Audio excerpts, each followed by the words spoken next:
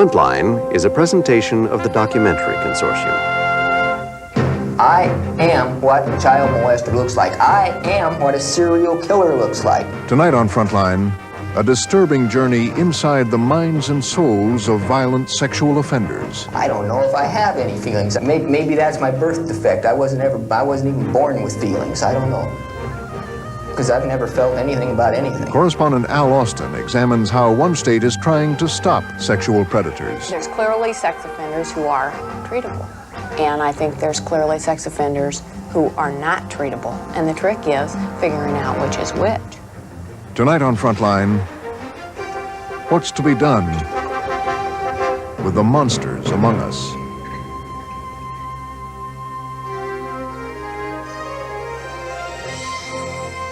With funding provided by the financial support of viewers like you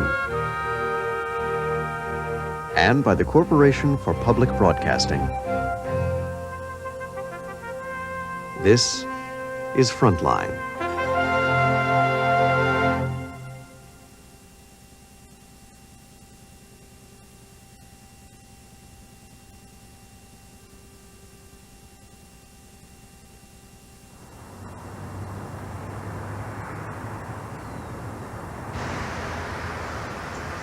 Richland, Washington, halfway between Seattle and Idaho on the Columbia River, is one of those towns people refer to as a good place to grow up in. An ordinary town. But people here, like people in other peaceful places, have learned to listen for sounds other than childish laughter, learned to fear their parks and playgrounds and parking lots and homes. Because something happened in Richland that happens in many good places to grow up in.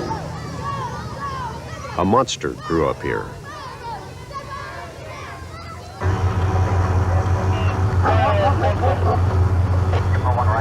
In September 1989, two young boys disappeared, riding their bikes in a Vancouver, Washington park. They were found later in the day, stabbed to death.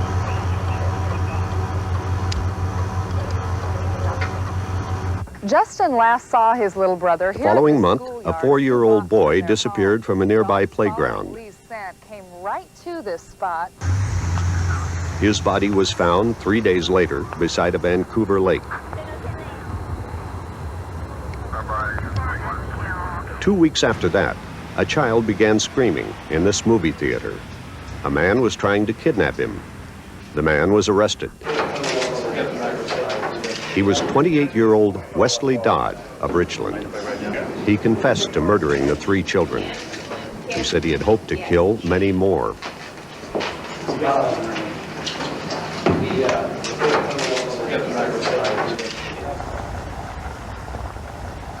That was 3 years ago. Westley Dodd changed the way a lot of people in the state of Washington think about sex crimes, forced them to confront difficult questions. How was this monster created? How could we have stopped him? How can we stop any of them? We had come to Washington and to the penitentiary at Walla Walla, hoping Dodd himself might help answer the questions. It's a maximum security prison with 1,600 inmates.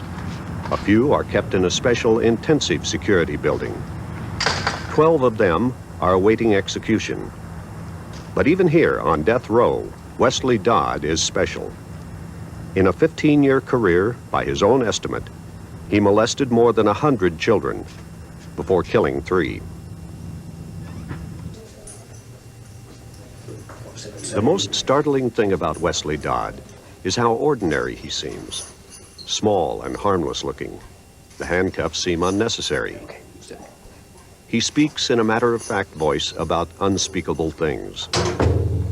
You must have discovered something about yourself in the last 2 years that you've been in here. What is it?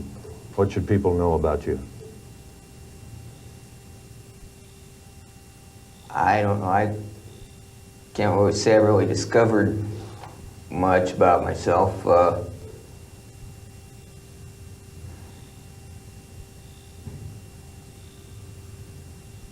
I think really the biggest thing is that everything could have been prevented.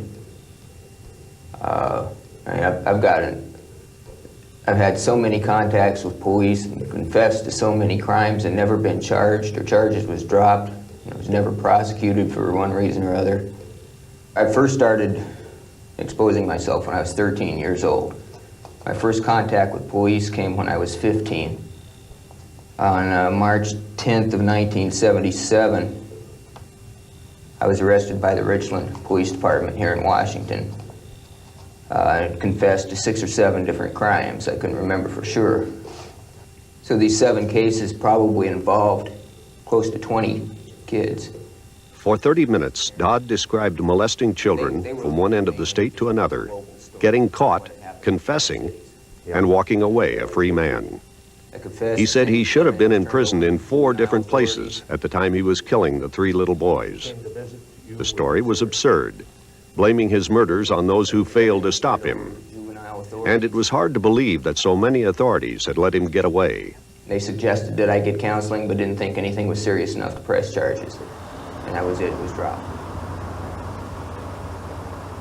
But we retraced his 15-year trail of abused kids and discovered that he was telling the truth. In his early 20s, Dodd had moved to Lewiston, Idaho, just across the border from Washington.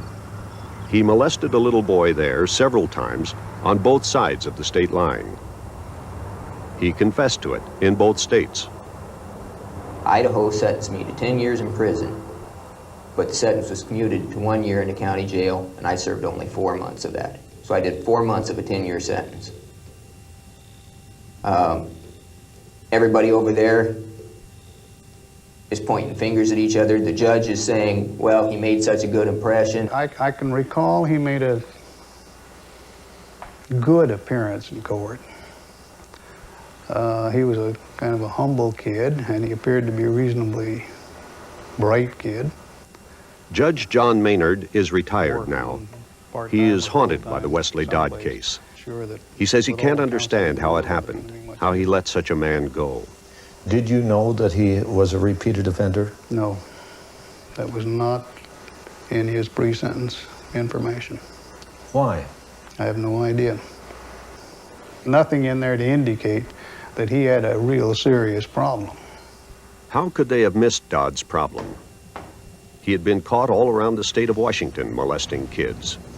The Navy had even found out about him and discharged him. Now, can I get the criminal record of Wesley Dodd? But Judge Maynard was right, partly. Only a fraction of Dodd's record was reported to him before the sentencing. Even so, that report is full of warnings that something was seriously wrong with Wesley Dodd. A sex crime against another child 2 years earlier. The arrest for indecent liberties in the neighboring town. Counseling for molesting a boy 7 years earlier in Richland. Unsuccessful counseling because Dodd failed to show up for his appointments. One of Dodd's therapists worked just a block away from the courthouse. I had a gut feeling. I thought this person was capable of escalating his behaviors. Psychologist Steve Lindsley had treated Dodd for an earlier sex crime and dropped him for non-attendance. Now he was appointed to treat him again. Dodd says Lindsley realized how dangerous he was, but still no one did anything to stop him. He says you predicted he might commit murder. In treatment, I did mention to him that I felt that he was capable of doing those kind of things, with the idea that he needed to take these things serious. Dodd should have been arrested again the moment he was released from the Idaho jail. Arrested and taken to this courthouse on the Washington side of the state line. Rise, please. Judge John Lydon was the county prosecutor then. Court is in session. You may be seated. A memo from his staff alerted him that Dodd should be picked up and prosecuted for molesting the boy in Washington.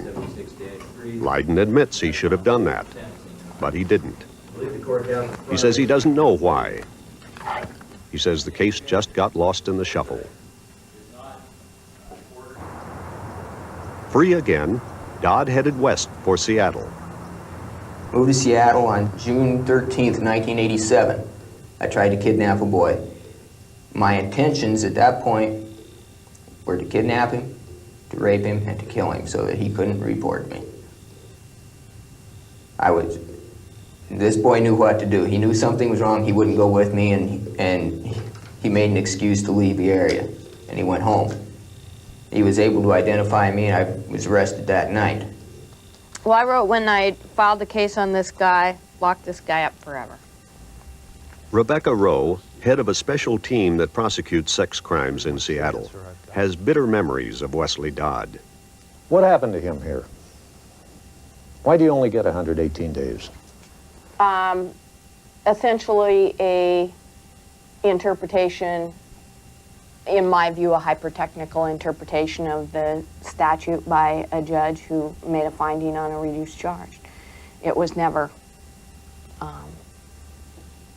it was never negotiated or plea bargained. We filed attempted kidnap 1 on him, which was the top charge we could file, and made a recommendation of a lot of time in prison, and a judge made a decision that was the judge's decision. You saw him as dangerous. From day one. You only had to read his confession to know, he confessed in our case, and he said what his intent was, and he outlined the length of time that he had this, this problem, and, I don't think it took a rocket scientist to figure out he was dangerous. Was found guilty of attempted unlawful detainment. I had already been in jail. By the time I got to sentencing for that, I'd already been in jail for 118 days, which is beyond what they normally give for that kind of a crime. So I was released. I remember just being sick when our judge, who is a good, thoughtful judge who was making a legal decision that I'm sure he felt, he had to make. I didn't agree with it. I don't always agree with judges, but it just made me sick. The judge, Stephen Riley, has retired. He declined comment. After that, Dodd says, his sexual fantasies and his plans merged. He would murder his victims to avoid arrest, and the prospect of murder became exciting. And I just became completely obsessed with it. That's all I thought about 24 hours a day. I was dreaming about it at night, constantly all day at work. That's all I thought about, was killing kids.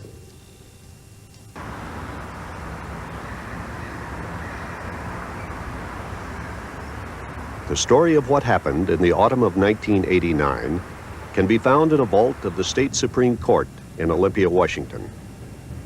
A box of evidence. There is no way to prepare for the horror contained in that box. Let me know when you're finished. Okay, thanks a lot.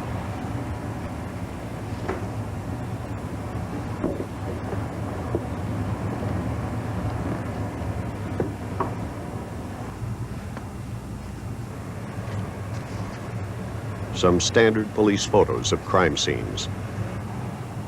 The lakeside where one body was found. The park where Dodd found 2 boys, molested 1, and stabbed both to death. His home where he killed a 4-year-old boy. The theater where he tried to grab another victim and was caught.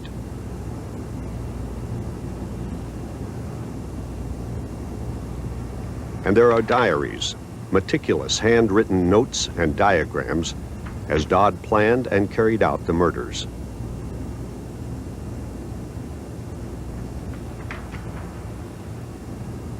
He wrote of a wounded child pleading, I'm sorry," before Dodd stabbed him again. Another entry says, "I think I got more of a high out of killing than molesting." And, "I must find another child."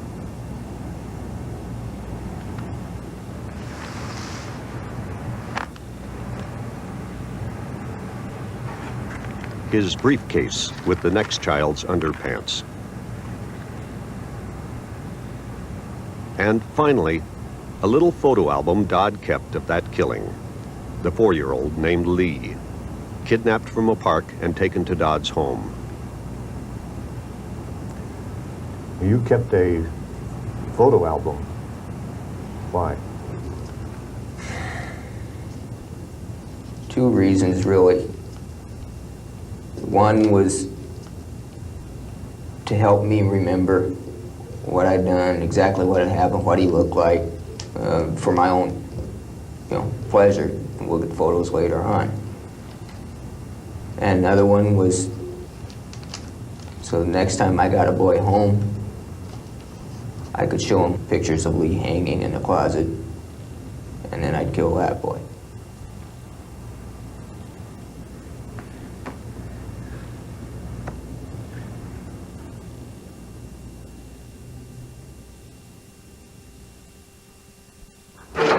Westley Dodd told police the murder of 4-year-old Lee Isley was sexually motivated. Dodd's murders were part of a siege of sadistic crimes in Washington, committed by men who had repeatedly been caught, jailed, treated, and released.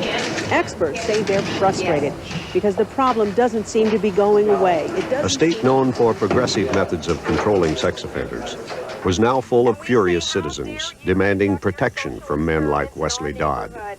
How many more violent criminals has the state put into our midst? How come these guys can plea bargain on this? Who's playing for the kids? What about the ones that aren't prosecuted? No more plea bargains. Washington's legislature agreed. Not only ordering longer prison terms for sex offenders, but passing a drastic new measure called the Sexual Predator Law, intended to stop the most dangerous men before they become Westley Dodds. But who are those men? There are plenty to choose from. Washington's prisons hold 2,000 sex criminals, and several times that number have served their time and been set free. These men are preparing for release from prison. Molested and raped 3 to 12-year-old boys. Oral rape to bestiality. I'm a sadistic rapist. I like to hurt them more than I actually like to rape them. To the untrained ear, the men in this group sound at least as dangerous as Westley Dodd before he committed murder. There's a part of me that's still laughing. Tell us about that. Joseph is due to get out next year. It just, part of me just doesn't want to give up the deviance. Doesn't want to give up. It holds on to a piece of it. It doesn't care. I have 60 victims. Mike has been in prison for more than 2 years. Between the ages of 14 He is scheduled for release in just a few weeks. I've been involved in 3 gang rapes. I've raped and attempted rapes on females. My age range is 4 to 11-year-old boys and girls, and 12 and up females to adult women. He looks like anything but a rapist, an ordinary-looking young man like Westley Dodd. Unlike Dodd, Mike hasn't killed anyone. He says his violent behavior stemmed from abuse he suffered as a child. I lived a lot of a fantasy world from the time I was 5, 6. You know, I had imaginary friends, people that liked me. And when my world was disrupted, I would get angry. Mike remembers walking alone when he was 15, encountering a girl walking toward him, punching her in the face and raping her, for no other reason than that she was there and he was feeling bad. I knew it was wrong. I didn't care. It was around the fact that I was in denial about... All these men are due to be released soon. But now, under Washington's new sexual predator law, a sex criminal may not win freedom even by serving his full prison sentence. I'm a sadistic rapist. Any one of these men could be tried again, not for what he's done, but for what he may do, and be locked up until he proves he's no longer dangerous. We're all sex offenders. We all have similar traits and But similar... with the defense expert unable to offer her Critics went before Washington's Supreme Court, claiming that the law will mean life in prison for crimes not yet committed. We can now infer future crime. Why? Because the person's committed the crime in the past. It is circularity in the worst sort. 10 men had already been brought to trial as sexual predators. All 10 were found guilty.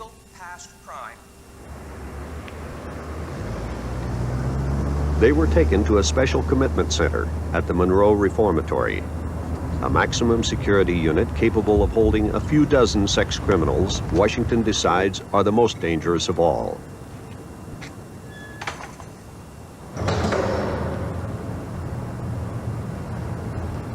We went there to meet the next man the state wanted to commit as a sexual predator.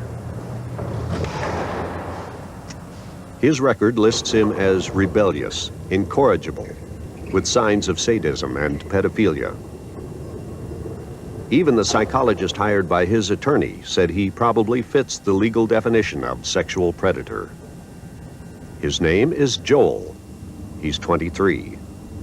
He has served prison terms for having intercourse with a teenage girl and for a drunken fight with 2 men in which he evidently used a stop sign as a weapon. At age 16, he raped a 13-year-old boy, paused when the police arrived, then raped the boy again when they left. He has a record of assaults, arson, auto theft, and sexual misconduct dating back to the age of 5. In the last 10 years, he has been free a total of 5 months. What do you think? Are you a sexual predator? No. In my opinion, a predator is somebody that, sneaks around and pounces on their victims, preys on them or stalks them or whatever, I'm not like that. Joel says he learned very early to mix anger, violence, and sex. I knew what sex was before I even knew what I was, It was always dirty. And in my home back then, things felt filthy, felt dirty all the time. When I was about 7 years old, I was babysitting a younger child, and this kid made me mad, and I hit him.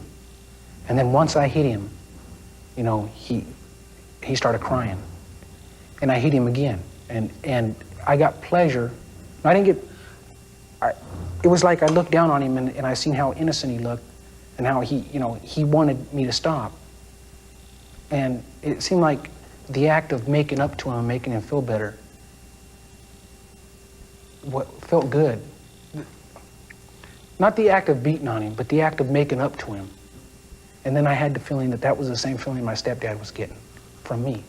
Was he'd beat on me and beat on me and beat on me, and then after it was over, he'd make up to me, and then all of a sudden he'd see how much I admire him. I don't have the slightest idea why he did what he did. I don't have the slightest idea. Hanging around with the wrong crowd when he was younger, I don't know. Joel's stepfather, Leonard, was mildly surprised to hear that Joel was about to stand trial as a sexual predator and might be locked up for life. He didn't seem interested in attending the trial. You haven't been to see Joel since he's been up at Monroe? I don't like to drive much. I spent 7 years on them semis going up and down the road and the highway and stuff, and I'm gonna drive it's just to the store and back. I've had my fair share of the road. Had Leonard beaten up Joel? Well, not exactly. Oh, I bopped him once in a while when he was younger, but, straighten your act up, bud, But hell, I bopped him around once in a while. Did it straighten you out?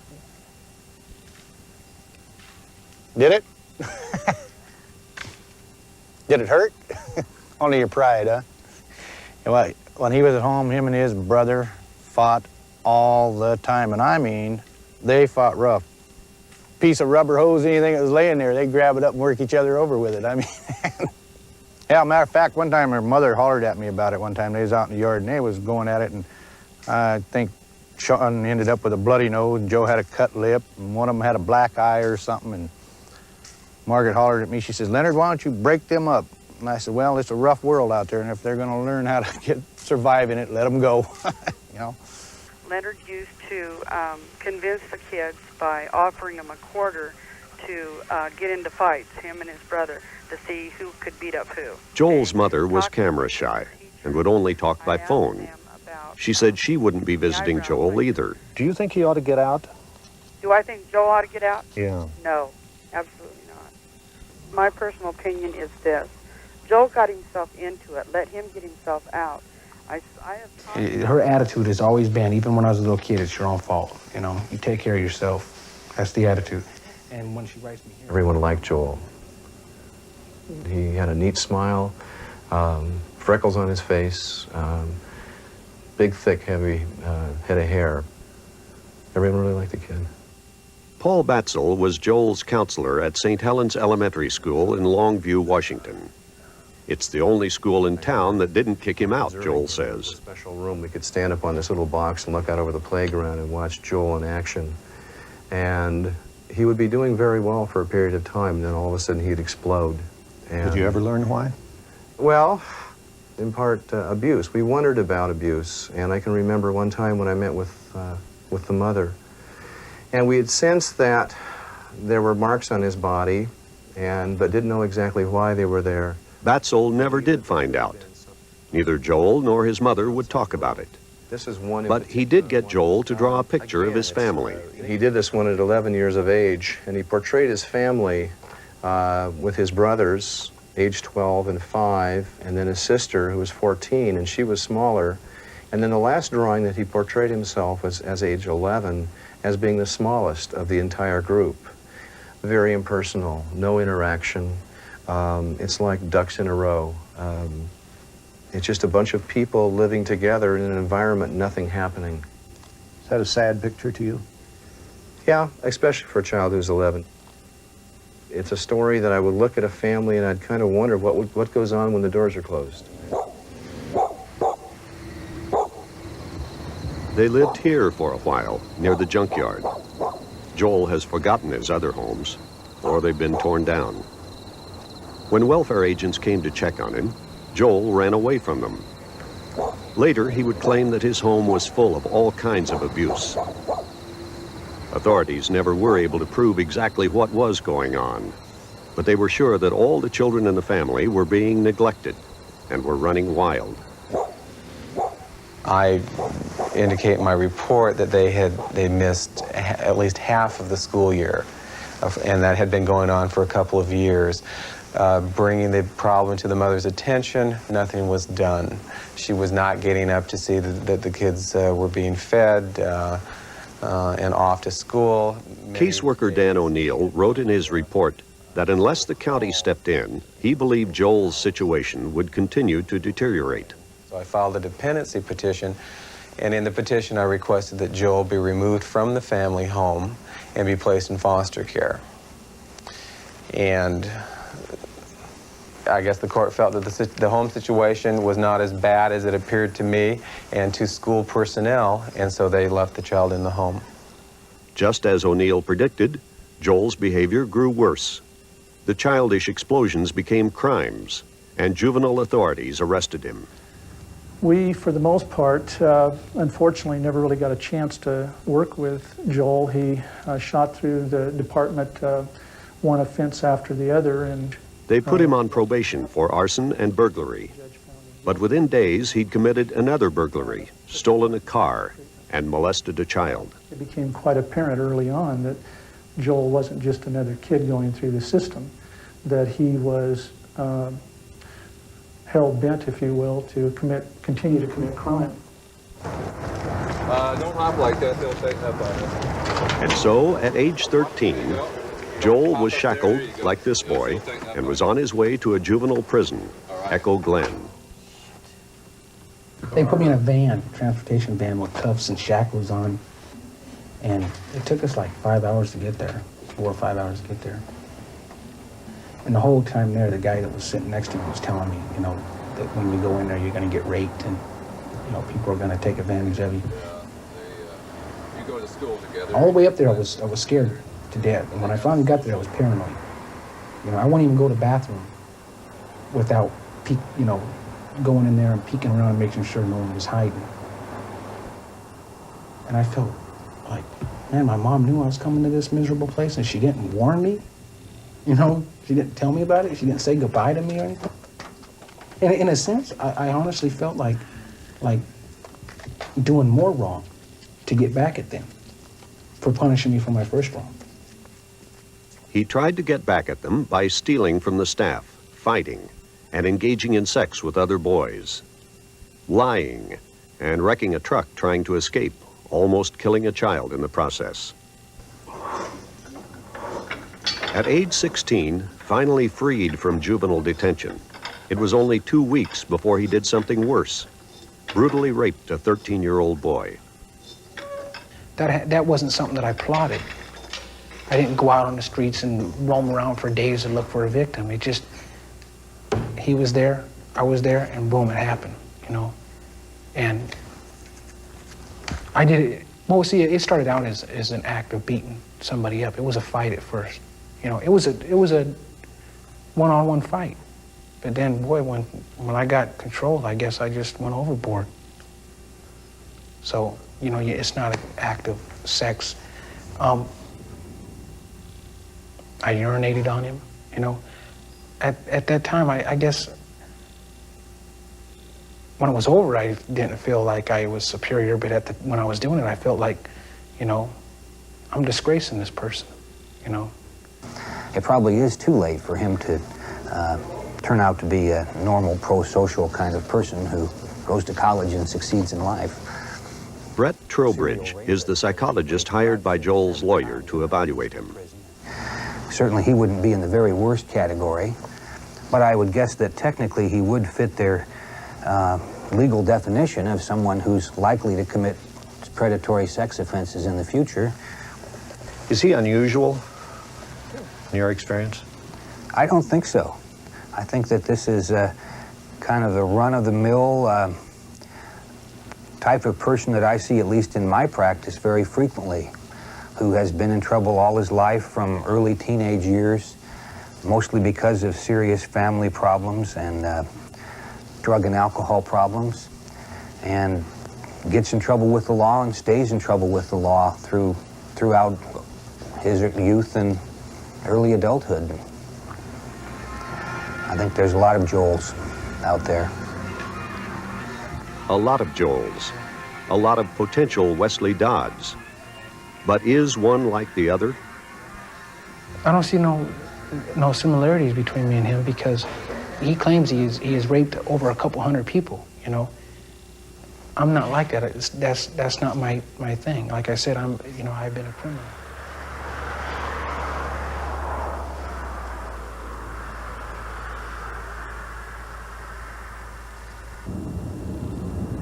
Wesley Dodd was different from Joel. Dodd wasn't abused at home. He says the worst thing that happened to him was having to change clothes in front of an aunt.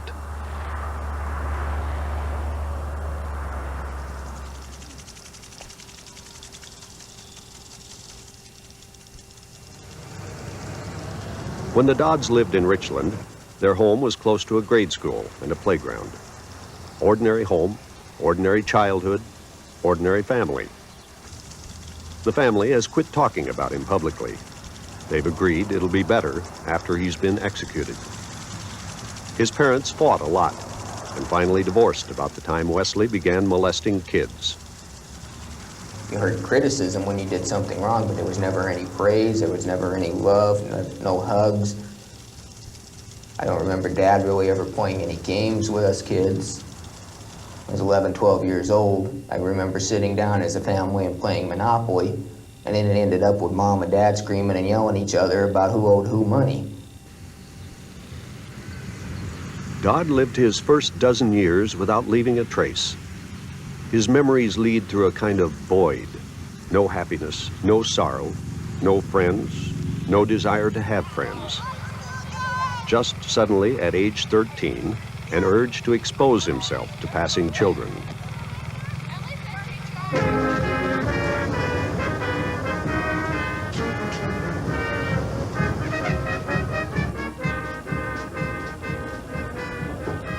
By the time he reached high school, Dodd was molesting children regularly. He says he had no idea how to talk to a girl his own age. He didn't talk to boys much either, because all his thoughts were secrets. Yearbook pictures don't show how withdrawn he had become. He was an average student. He joined the drama class and played clarinet in the marching band.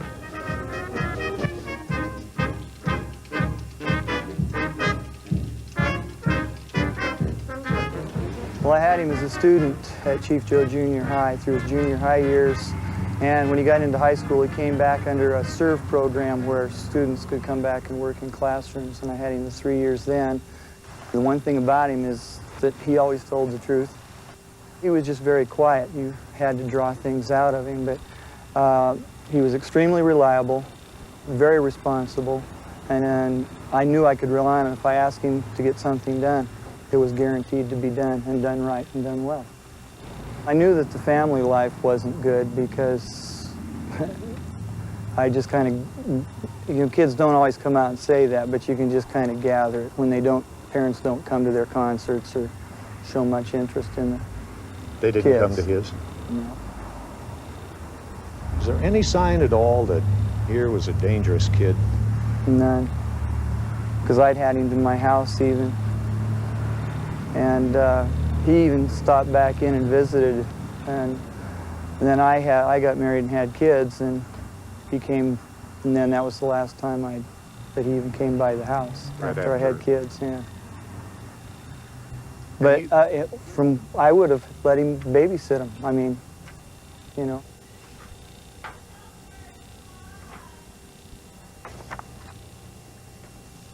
In his senior year, there are no pictures of Dodd.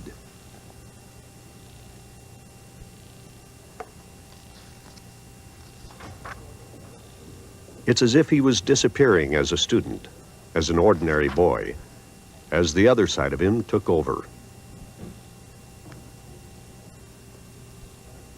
Things just gradually progressed. Like I say, when I started exposing myself when I was 13. After a while, that wasn't any fun anymore. I needed some physical contact, so I started tricking kids into touching me. That wasn't any fun anymore, so I started molesting kids. Things just gradually progressed, got a little bit more serious, and increased in frequency. And one thing wasn't exciting anymore. I had to do something else to get that old feeling of excitement back. But why? Where had the addiction started? What was it Wesley Dodd had become? No one has struggled with those questions more than Seattle psychologist Kenneth Von Cleve. The Seattle judge who put Dodd on probation after only 118 days in jail assigned Dr. Von Cleve to evaluate and treat him. It was 2 years before the murders. Von Cleve warned that Dodd should be hospitalized for his pedophilia, but didn't see him as violent. My impression with him at the time I evaluated him, that he was incapable of murdering these little victims that he loved and looked to for the only source of intimacy that he experienced. That was my impression. I thought a lot about that. How could my impression of this person been wrong to the extent that he was this dangerous? And I realize probably now more fully, I've had a direct experience of that psychologists and psychiatrists cannot predict this kind of behavior. And yet Von Cleve thinks he understands Dodd. To a point. Push! Good. Von Cleve himself had been a thug as a young man, looking for recognition and power, he says. Instead, it won him 13 years in prison for armed robbery. In desperation, he began to learn, finished high school, earned a bachelor's degree, a master's, and a doctorate in psychology, all while he was in prison. All of it a need to be somebody, to stop feeling bad. I know what it's like to feel like slime, to a point. With Wesley Allen Dodd, I'm going to tell you, I have never felt as bad as he likely felt most of his life. I don't, but I do understand that that's the driving force in this violent criminal behavior against other people. All his other relationships would unravel and deteriorate. He just was not able to participate in a meaningful adult relationship. And in some kind of a twisted manner, through his offending, he was able to achieve some levels of intimacy. And I imagine it was done with the little boys because it was safe. He was in control. He got to be the powerful person. The problem is that every time he did that, I think he worsened his problem. And in that way, he disintegrated into the person he is today. Dr. Von Cleve thinks no one will ever find the one key event in Wesley Dodd's life that would explain his horrible transformation from child to monster. He thinks there is nothing to be found. Here's a human being that grew up with a hole in his soul, so to speak, unfulfilled. I don't know if I have any feelings. I don't think any, I mean, maybe that's my birth defect. I wasn't even born with feelings. I don't know. Because I've never felt anything about anything. You can look back and see in some cases, causes. But the really frightening cases are there are a fair number of cases that come through here where you have people that are child molesters for really no apparent reason in their background. So there may be a lot of Wesley Dodds or potential Wesley Dodds out there. There definitely are.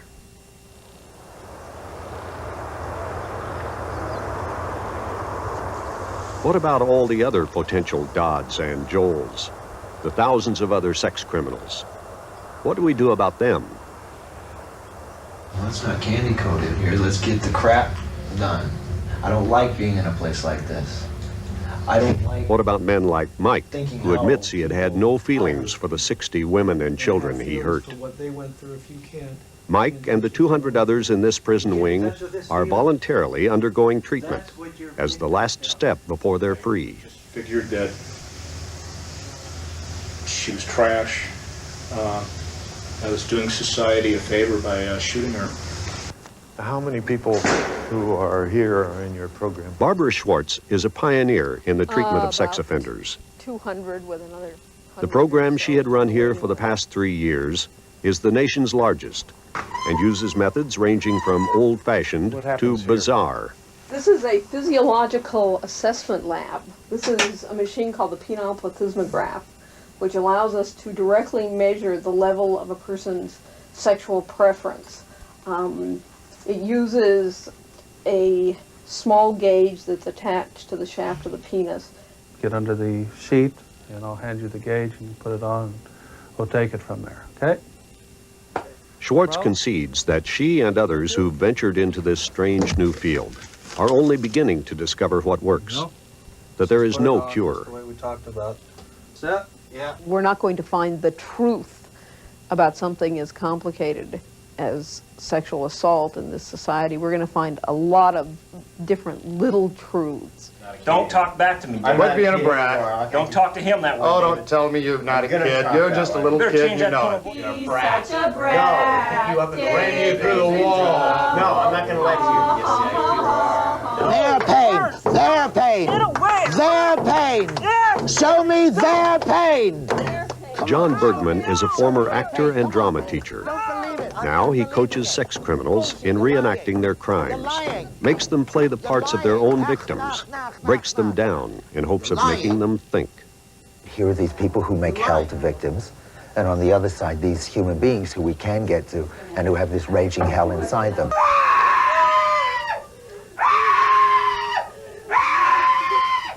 We're seeing a really interesting process where we're working very hard on getting these guys to understand both the pain that they've caused others, and because of that, a way for them to discover how not to go and hurt again. Come on, bitch. Get down on your knees, bitch. Sexual offending is about secrecy. It's about hiding. It's about keeping something furtive inside your head, and the more furtive it is, the more excitement there is. The question is, to what degree they've internalized it. This is why drama therapy goes this hard. Maybe you ain't such a stone bitch after all. crazy. Out of his mind. This is why it's this painful and sometimes this brutal, because it needs to be in there as big and as large as all that old stuff which they've supported for years and years and years. So crazy. The job isn't over just lying there. Come on. Got work to do. Come. Mike says that this sort of thing has changed him, forced him to see himself for what he is. There's a real nice looking guy that's very well read and speaks well to get in and get what he wants, you know, and then I can turn into this other guy. The monster. Right. What makes you think that this new, improved Mike will transfer to the outside? It's going to be tough. I'm getting pretty short, getting ready to get to work release. And my fear, as a fear, you know, I have a history of being incarcerated in county jail. And every time I got out, there was the new, improved Mike. He was going to do it better. He wasn't going to mess up, you know, he wasn't coming back. And within 2 to 4 hours after I got out, I was always back into my old stuff, drinking, getting high, you know, doing whatever. Mike believes that if he is to have any chance of controlling himself, he must give up hope of a normal life. I can't go out with anybody that has children. I can't be around children. I can't be around teenagers. You know, I can't do that. And for how long? Forever. But is that possible? How long have you been out? About a year and 2 weeks. I talked to several graduates of prison treatment programs. They all insisted on being anonymous, and they all said the treatment had worked. But I need to stay away from... Oh, this is hard. I need to stay away from women or teenage females. There's been probably a dozen times since I've been out that I've had problems with seeing like a teenage girl and wanting to look.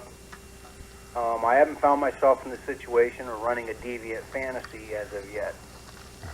But what? The urge has been there, you know. that incurable urge, many people believe, makes women and children guinea pigs in a discredited experiment. What do you do? Even the Washington Psychiatric Association claims treatment of sex offenders doesn't work. That's correct. That was our position. That sexual offenses are criminal, is criminal behavior, antisocial behavior, the same as any other criminal behavior, and as such should be punished rather than treated. To put most sex offenders simply in a prison may protect the public for the time that they're in there, but it certainly does absolutely nothing to make that individual better, and it does a great deal to just kind of compound their problems. 1 of every 5 prison inmates in Washington is here for a sex crime.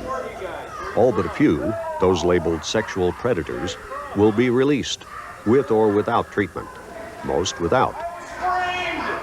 Sex offenders are returned to prison for new crimes at about the same rate as other types of criminals. Other statistics about them, about the effectiveness of treatment, are so contradictory they're used to prove almost anything. That treatment works, that treatment is worthless. I think there's clearly sex offenders who are treatable. And I think there's clearly sex offenders who are not treatable. And the trick is figuring out which is which.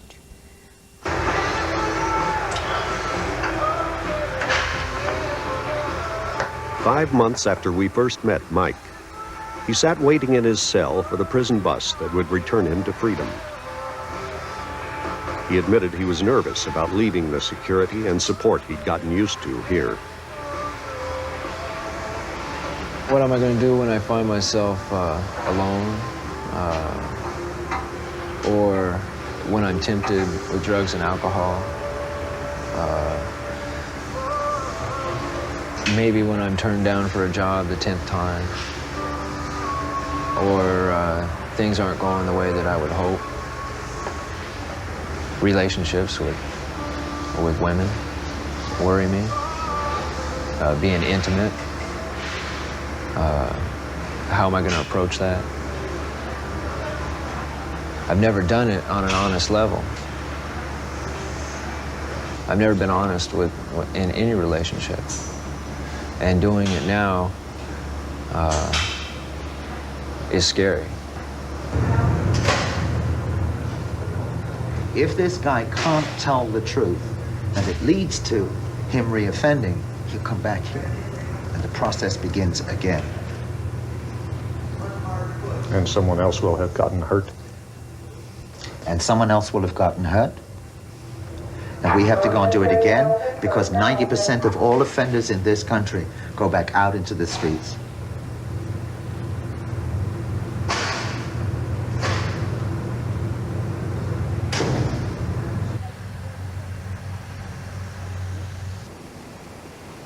On August 31st, Mike went free, relying on his 2.5 years of experimental therapy to keep the monster inside him bottled up. Everyone else seems to think I can make it, but I believe it. It makes me feel good when I say stuff like that. But when I say these things, I actually believe them, which is a lot further from where I used to be. I'd say it's a safe bet.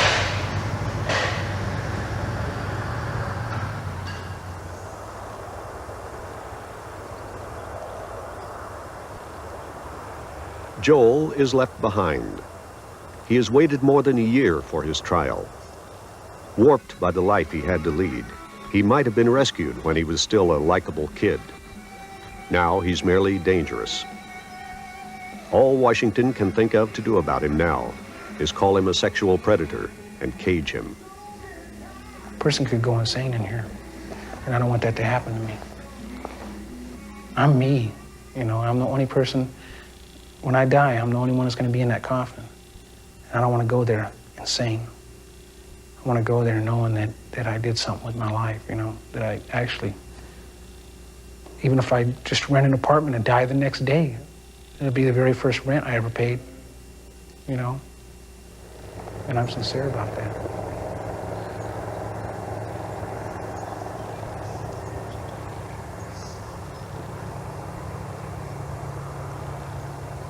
Wesley Dodd waits on death row, impatient to die. An invisible man who finally caught our attention by killing children, and now taunts us for failing to see what he was. I am what a child molester looks like. There is no dirty old man. Dirty old man does not exist. I am what a child molester looks like. I am what a serial killer looks like. He seems familiar, yet we don't know him at all. Invited into his mind, we found it impenetrable. Is there something biologically wrong with him? No one has bothered to look.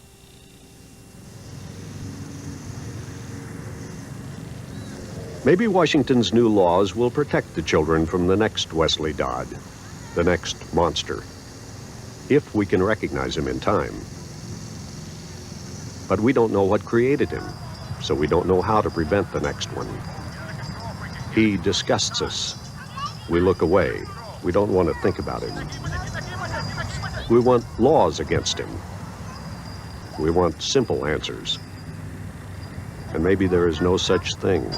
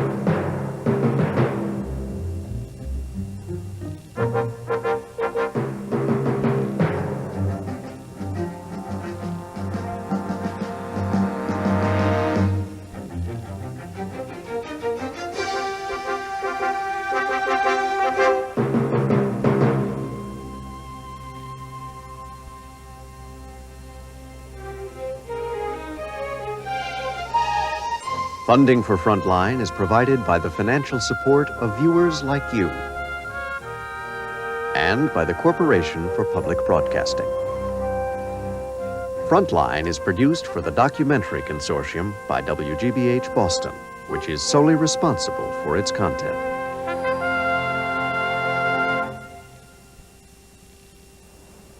Two weeks ago, Frontline aired a program called The Best Campaign Money Can Buy. In the course of the broadcast, Frontline reported that ABC News correspondent Sam Donaldson owns an apartment at the Seaview Hotel in Bal Harbour, Florida. In fact, Sam Donaldson does not own and has never owned an apartment at the Seaview. Frontline regrets the error. For video cassette information about this program, please call this toll-free number, 1-800-328-PBS-1. This is PBS.